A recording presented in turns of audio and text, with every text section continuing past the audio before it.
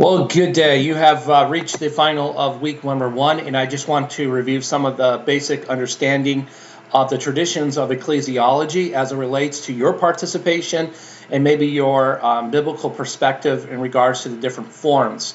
And so there are three basic forms of the local congregational form of government. You have the Episcopalian, you have Presbyterian, and you also have congregational forms of governance. And so as you look at these basic forms, they also branch out into various subgroups. Some have taken on different hybrids depending on your ecclesiastical tradition. And some are more hierarchical, some are more complementarian style. Again, you will need to evaluate your own personal local fellowship to see which one follows which tradition.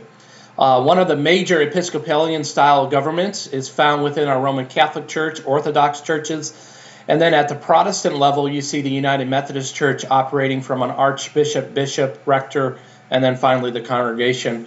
It would be good for you to evaluate that.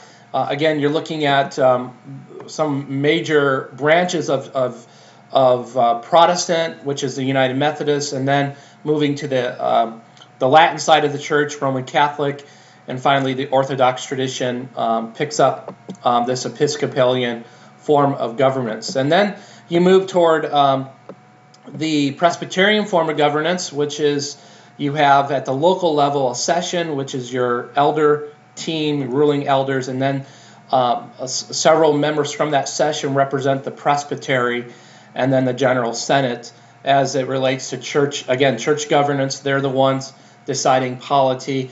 And ultimately at the General Assembly, they're deciding and ratifying doctrine that impacts local level. And at that point, the local church has to decide whether it's going to commit or not commit to what the General Assembly has decided. So we swing back to the Episcopalian form of church governance, and you'll find that Episcopalians find their biblical defense in Acts chapter 15. Now remember, as you look at all three branches of church governance, each of us are going to look at Acts 15. Each of us are going to look at Titus 1, 1 Timothy 3, 1 Timothy 5, and 1 Peter 5 as biblical examples and support for our understanding of the different forms of church governance. So whether you're congregational, whether you're Presbyterian in style, or lastly Episcopalian, you will look at these passages from your ecclesiastical tradition, and rightly so. And I think that's where the challenges are for each of us to do the exegetical work in our understanding. And I would also say that your personal experiences in the tradition in which you have been brought up can skew your personal understanding. You have to kind of put that aside, even though that's largely impacting your interpretation. You need to approach the text with eyes wide open and begin to examine how did the New Testament come to understand church or board governance, both at the local level and at the larger scale. And so when you look at Presbyterian form of governments, you are, again, looking at the same biblical passages as I just cited. And then, the difference between, what the Episcopalians are arguing, the Presbyterian style governance is ultimately looking at the unity of the body of Christ and seeing that there is a strike difference between ruling and teaching elders as described in 1 Timothy 5:17, and that the teaching is going to be different than the ruling aspect. And some churches have taken on hybrid models and use a congregational form of governance, so the congregation is still voting on and approving different aspects of what happens at the local level. And some congregations vote on budget, some approve the call of a pastor or even the elders in view of their term. So some churches say you have to be on you can serve no more than 2 consecutive terms for 4 years. Some have open stance on that. But again, they're distinguishing the ruling and teaching aspect as it relates to the Presbyterian style. And then when you look at different congregational forms, Congregational looks at, First Peter's example of the priesthood of all believers, and that you are invested in the church. You have spiritual gifts to be applied and to help out in the local level through discipleship, evangelism, worship, and leadership. And so a lot of our Protestant denominations take on different forms of congregationalism. You can look at the congregational style of church governance, looking at our congregational churches as a whole.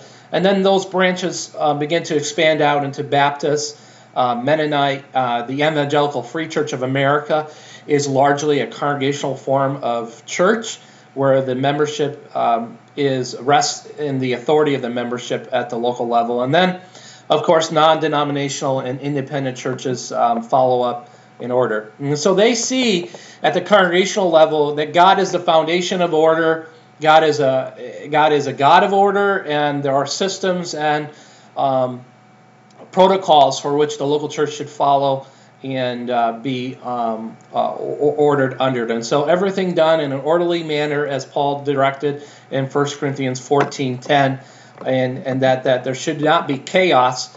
But ultimately, as we see that Christ is the Lord of the church, He's the real boss. He is the one that built the church, and the gates of hell will not overcome it. And so all authority in heaven and earth has been given to Christ, and then He gives us the authority to go out and make disciples of all nations.